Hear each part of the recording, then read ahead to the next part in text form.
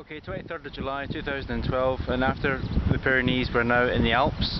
We're in just at the start of the Aosta Valley, and we're going to do the Alta Via 2, which will take us ultimately to the border with France, but today's step should take us to Crest, which you can see here. There's a call about 2,120 metres. It's about 2 o'clock in the afternoon, so better get cracking. Well, it's almost 3 hours later and the sun's come out, and I guess we're maybe something like 400 metres from the col. We're going through a meadow. It's become properly alpine now with fir trees, rocky peaks and even the odd snowfield, so I feel quite happy here. Well, we're descending from the col now. It was sunny up there, but now it's a little bit overcast, and enjoying views of the mountains which form the border with Italy and Switzerland here. Over here on the right you can see Monte Rosa, I believe, just there, and peeping up you can just see the tip of the Matterhorn, which should be about there somewhere. Very nice. Well, we're down from the col. It's must be about 7:30, and we're looking at the beautiful little village of Crest, which is strung out along the top of this ravine with the stream below. Now we're going to try to walk up the valley to Camp Rocher and find a place to camp.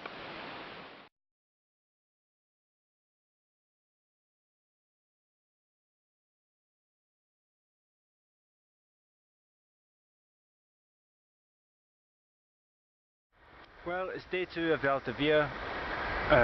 We've been underway for almost 4 hours, yes, 6 hours, sorry, and we've made a lot of progress. We're now at Refugio Bezzi, which is the second building behind this small building here. That one's a church, and Lac Miserine.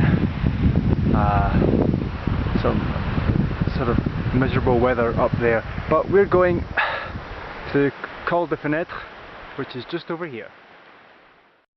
Well, it's now 4:20 in the afternoon, and we came down from the Col de Fenêtre, and it's a long descent to Lillas and then to Coine, and we've just entered the Gran Paradiso National Park itself.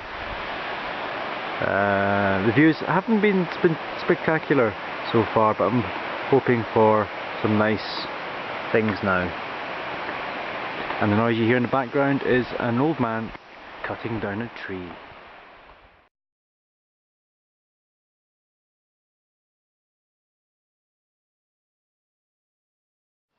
Okay, this is day 3 of the Alta Via 2. Last night we spent here at this little village in the campsite down here, after thinking long and hard whether or not to just bivvy out in the beautiful weather and surroundings.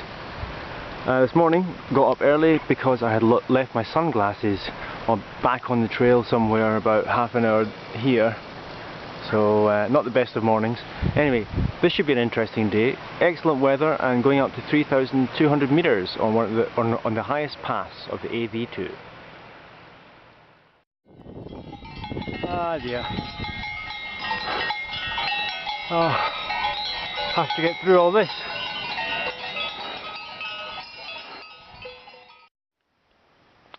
Well, here we are, an hour and a half later.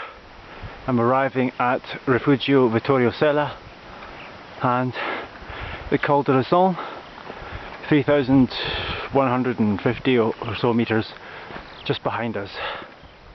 Time for a break. So here we are at the top of Col de Raison, which is actually 3,299 metres, which I guess is the highest we're going to be this summer, and with great views of the glaciers at the foot of the valley that we were in. You can see the refuge down there. There's an evil switchback slope to get up here, but it's worth it. little offerings there. And now we go down on this side.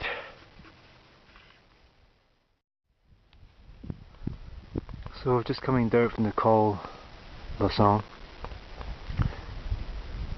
and what you can see here is a pair of ibexes, one on the rock and the other just to the right, maybe gone behind a rock.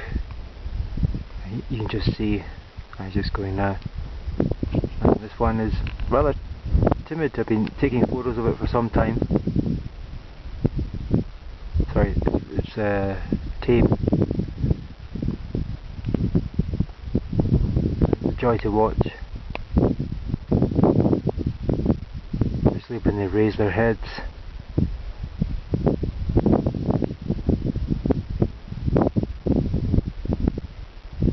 Okay. So let's leave them in peace and carry on.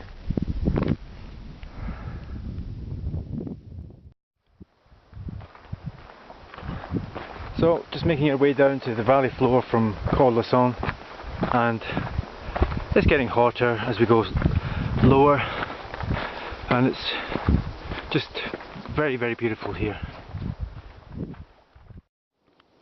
Well, it's about 6 o'clock in the evening now, and you're looking behind me at where we just came from. That was the Col La Sang, the descent with the beautiful white waterfall. And we've decided to continue and climb up the other side of the valley. So I'm not sure if you can see these mountains here, but there's beautiful snow-covered peaks over here. And the sun's very strong today. It's been very hot, but hopefully we can get going a bit more in this direction and get to a lake where we can camp. Well, it's 7:30, still 2 hours of daylight left, but I think I'm going to camp here for tonight. I think we're still inside the perimeter of the park here, and we're up at some lakes just before the call, my second last call I think, of the AV2, and we're next to this old barn which is in good condition actually, if spooky inside, and that's the call we're going to go for tomorrow. There's a little patch of flat grass behind the barn, and hopefully if I pitch late, get up early, I won't disturb anyone. But this is worth seeing, this little barn. It's built to last. I don't know how old it is, but the windows are deep set, and it's partially dug into the hillside, and maybe you can just see how spooky it is inside. If there's a possibility to pitch inside, the roof seems safe enough, but it is very spooky. Terribly spooky.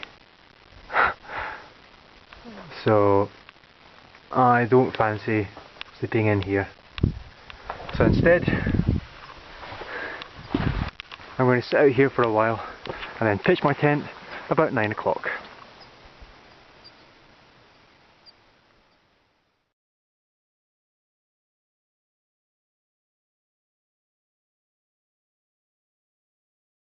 Well, early morning on day 4, and we're passing by a beautiful lake. I think this is Lago de Nero.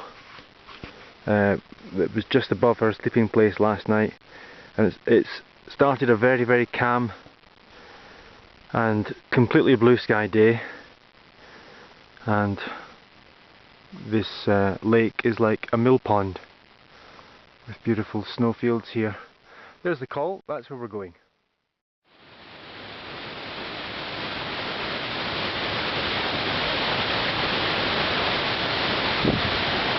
Quite impressive.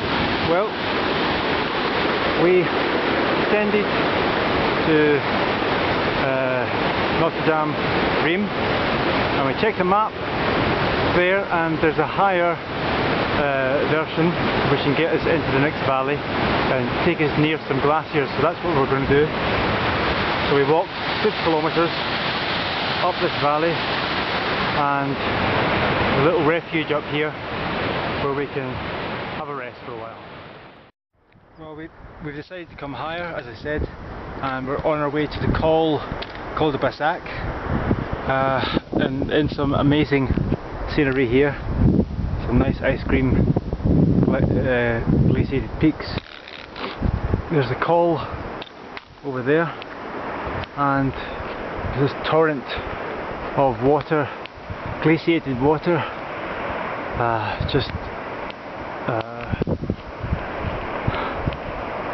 coming down this crack in this rock here. It's very impressive, coming from way up there. Say, isn't that pretty? A little mini Matterhorn perched in a glacier, accompanied by a little lake,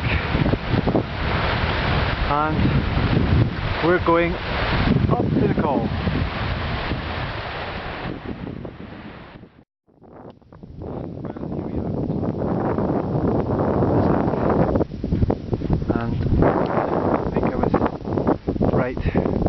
When I said there might be better views from this path.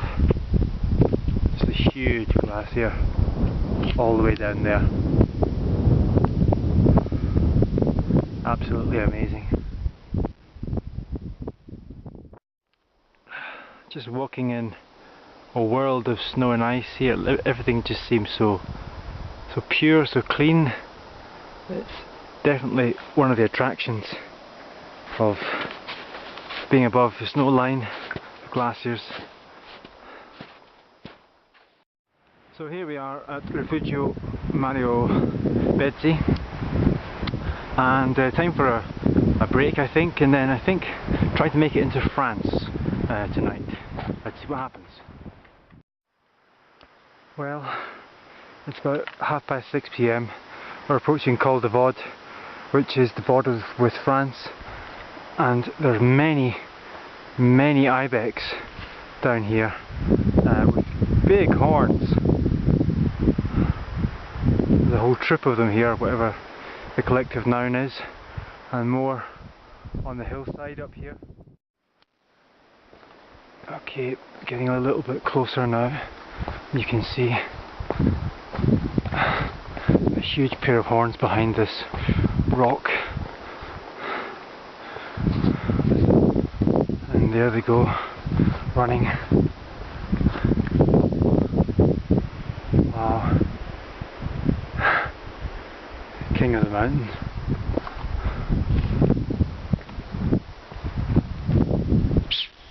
Wow. They make a noise too.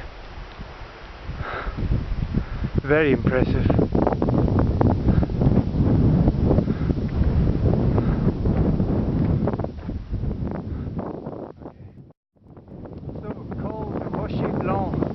In French, in Italian, Col de Vaud or Col de Vaudette.